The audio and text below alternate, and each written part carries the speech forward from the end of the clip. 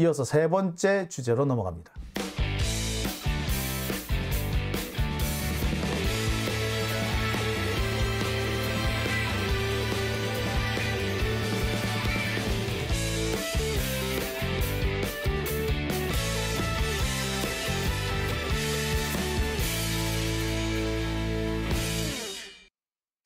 오밤중의 뉴스 함께하고 계신 지금 시각 1시 9분 지나고 있습니다.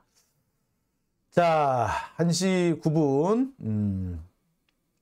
자, 제가 말씀드릴 세 번째 주제는요.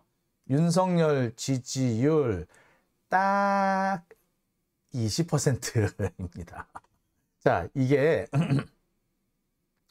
진짜로 지금 황당한 부분인데요. 자, 윤석열의 지지율. 여러분, 제가 한동안 모닝 컨설트의 이 여론조사 결과를 말씀을 못 드렸죠. 그동안 이 모닝 컨설트 여론조사 결과가 딱히 변동이 없었어요.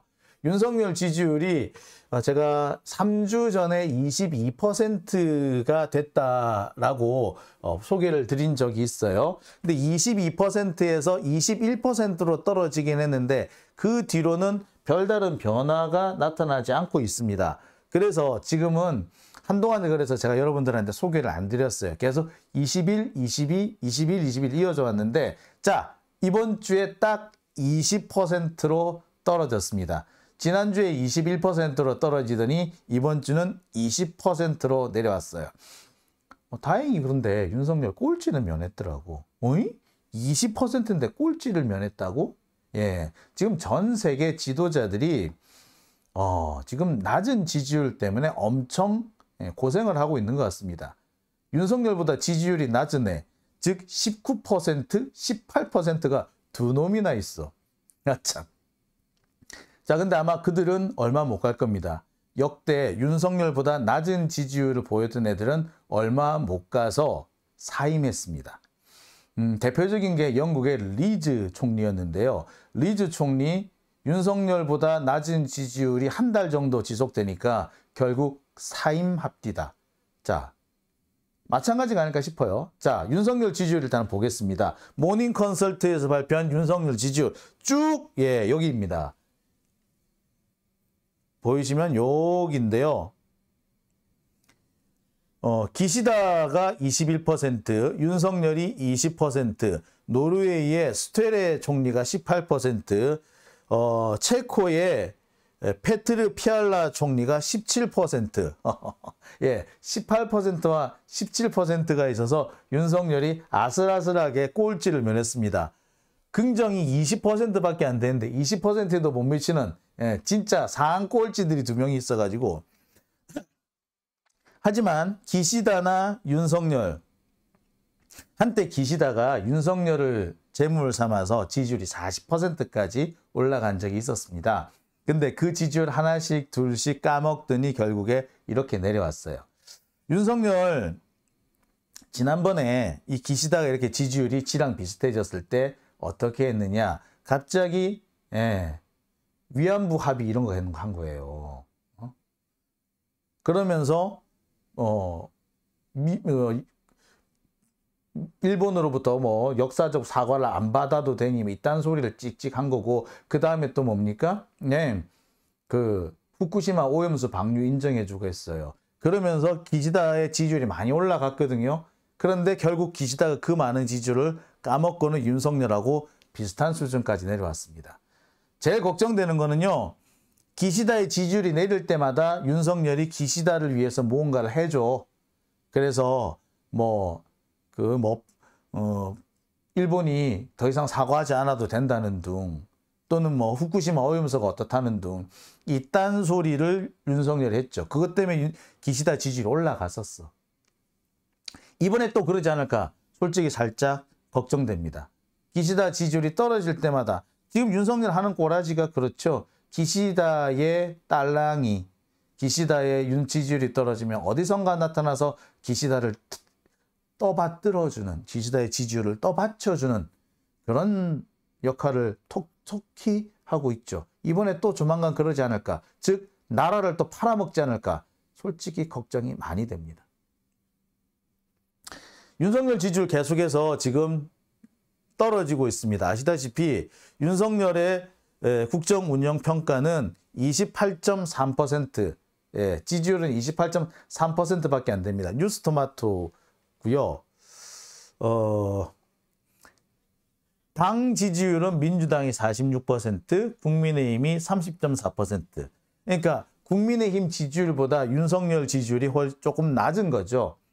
이 말은 결국 뭘 말하느냐. 통상 보면은 대통령 지지율이 더 높고 그 정당, 여당 지지율이 좀 낮아서 대통령이 여당의 지지율을 끌어당기는 그런 역할이었는데 지금 현재 윤석열은 그 반대로 여당의 높고 대통령의 지지율이 낮기 때문에 여당의 지지율을 추락시키는, 끌어당기고 있는, 끌고 있는 그런 형국이라고 보면 되겠습니다. 보면은 이게 리얼미터 조사이죠. 리얼미터 조사를 보면은 윤석열 지지율 현재 32.5%까지 떨어졌습니다. 리얼미터 조사는 대체로 다른 조사에 비해서 조금 중간층이 적고 양쪽 지지율이 높게 나옵니다. 보시다시피 긍정평가가 32.5%인데 부정평가 역시 64.1%입니다. 모르겠다나 무응답 중간층은 여기 이 계산상으로 보자면 3%가 채 안 되는 뭐 이런 수준이죠. 그러니까 리얼미터 조사는 기본적으로 중간층이 거의 없는 상태로 나온다. 그래서 양쪽 찬반의 지지율 비율 모두가 높아진다.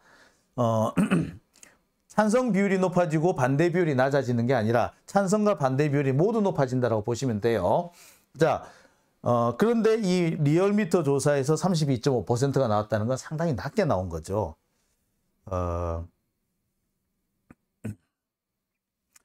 자, 그런데 주목할 조사가 하나 있습니다. 지난주 30%까지 떨어졌던 갤럽의 윤석열 지지율이 이번 주 33%로 다시 올랐다는 평가가 나왔어요. TK와 이런 뭐 서울 일부라는 이 지역에서 윤석열 지지층이 결집했다라고 합니다. 그래서 30%까지 떨어졌다가 33%까지 다시 올랐다라고 해요. 즉 윤석열 수구층의 이찍들, 찍윤들들이 대거 결집을 했다. 그래서 윤석열 지지율이 올랐다고 합니다. 그런데 다른 지지율 그래프를 보면은 결집을 한 걸로는 딱히 보이지 않습니다. 부분적으로 조사 결과가 튀었다라고 보는 것이 더 정확해 보입니다. 대체로 보면은 지금 최근 들어서 윤석열 지지율이 33, 31, 32, 33, 33 이렇게 되는 걸로 봤을 때 지지율에 큰 변화가 있다기보다 현재 지금 여론조사가 좀 튀고 있다라고 보는 게 더 정확해 보입니다. 여하튼 갤럽에서는 윤석열 지지세가 지금 결집했다라는 식으로 추정을 하고 있습니다. 지지세가 결집을 할 수도 있겠죠. 30% 이하로 떨어지게 되면은 탄핵이 현실화될 것이다 라는 의견이 지배적입니다. 특히 지금 국민의힘의 분위기 자체가 하나로 뭉치는 구심력이 작용한다기보다 자꾸 밖으로 튀어나가려 하는 원심력이 작용하는 그런 상태이기 때문에 여기에서 윤석열의 지지율까지 떨어지게 된다면 누가 보더라도 탄핵 정국으로 금방 넘어가게 될 것이다. 명백하죠. 특히 총선을 거치고 나면은 총선에서 윤석열 친윤 직계 세력, 그러니까 윤석열 친위 세력이 어느 정도 의석을 차지하느냐에 따라 가지고 급격한 변동이 올 수도 있습니다. 적어도 지금 총선에서 국민의힘 쪽이 선전을 할 거라고 보기는 어렵죠. 상당한 의석을 차지한다고 하더라도 고전할 것은 명백합니다. 그리고 그 고전의 사유는 아마 친윤 직계 세력 때문에 그럴 겁니다. 그러면은 선거가 끝나고 난 다음에 친윤 직계 세력이 아닌 사람들은 예, 윤석열하고 거리 두기를 하거나 아니면 본격적으로 튀어나가거나 정계 개편에 뛰어들 수도 있는 겁니다. 윤석열이 지금 계속 검사들이나 지금 자기 참모들을 계속 지방 지역구에 이렇게 공천을 하려고 하는 이유가 뭐냐? 자기 친위 세력이 기본적으로 한 100명 정도는 돼 있어야지, 아무리 작아도 50명 정도는 있어야지, 그래야지 향후 정권을 계속 운영할 수 있다고 여기는 겁니다. 근데 친위 세력이 일정 숫자 미만으로 떨어지게 될 경우, 친윤 세력이 일정 숫자 이하로 떨어지게 될 경우 나머지 사람들은 자연스럽게 지금의 국민의힘이 쪼개질 것이다라고 보는 거예요. 그리고 그 고비가 여론조사로는 30% 정도를 봅니다. 그러니 어떻게 보자면 친윤 직계 세력들은 윤석열 지지율이 30% 떨어졌다, 20% 지지율이 나왔다라고 하는 그 순간부터 결집을 시작할 수밖에 없어요. 그러니까 지금 어느 정도 지지율이 튀는 거 어떻게 보면 당연한 순서입니다. 하지만 보셨듯이 그 전에는 지지율이 튀면은 35%, 36% 이렇게 팍팍 뛰어 올라갔어요. 근데 지금은 기껏해야 30에서 33 뛰어가는데 그쳤죠. 예, 그리고 향후 더 지지율이 낮아질 가능성도 큽니다. 이런 걸 볼 때 우리가 바라는 시기, 우리가 바라는 어떤 그 결정적 순간이 그리 머지만은 않았을 것 같다라는 생각을 해보게 됩니다. 나나님, 결집할 지지자가 있었어? 또 어느 나라든 어느 시대에든 또라이는 있습니다. 자, 오밤중의 뉴스 함께하고 계신 지금 시각 1시 21분 지나고 있습니다. 자, 후원해 주신 분 소개해 드릴까요?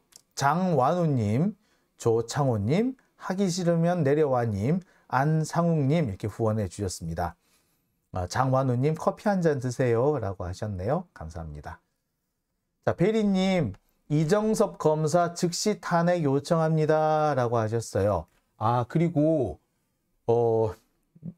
지금 닉네임이 장용진이라고 지금 들고 들어오신 분이 계세요. 아마 며칠 전에 후원도 해주신 것 같은데요.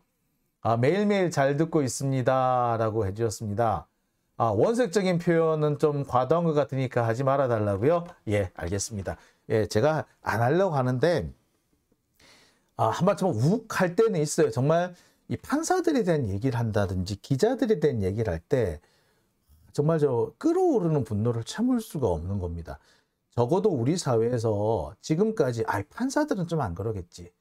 기자들은 그래도 기레기들은 기레기들이고 아닌 애들은 아니겠지. 라는 게 있었어요. 그리고 제가 기자다 보니까 기자 집단에 대한 어느 정도의 신뢰라는 것이 있을 수밖에 없었습니다. 그런데 그들이 그나마 마지막까지 믿었던 사람들이 그들인데 그들조차도 수준 이하의 행동을 보일 때 정말 끓어오르는 분노를 참을 수가 없어요. 우리 사회의 마지막 보루가 무너지고 있다라는 생각이 드는데 글쎄 참담하다? 그런 생각이 참 듭니다. 조중동이니까 아예 내놨잖아. 하지만 KBS는 KBS니까 그나마 괜찮은 사람, 적어도 10명 중에 2-3명은 있겠지라 생각했는데 최근 들어보면은 10명 중에 2-3명이 안 되는 것 같아요. 한 명이 있을까 말까, 10명 중에 1명이 있을까 말까, 100명 중에 서너 명이 될까 말까 한다라는 그런 느낌이 강하게 듭니다. 더군다나 한겨레나 경향의 변질을 보세요. 한겨레하고 경향이 윤석열 검사들의 딸랑이가 돼서 설치는 거 보세요. 검찰이 기사 바꿔달라 그런다고 쪼르르 바꿔주는 최우리 기자 같은 그런 애들이 한겨레에 있다는 거 보세요. 한겨레 시민들이 만든 시민의 언론입니다. 그런데 한겨레 기자들 그 새끼들 지금 뭐 하고 있어요? 자기 주주들도 우습게 알더라니까. 주주들이 참견한다고 왜 주주들이 기자들한테 언론에 끼어들라 그러냐고. 그딴 소리를 해요.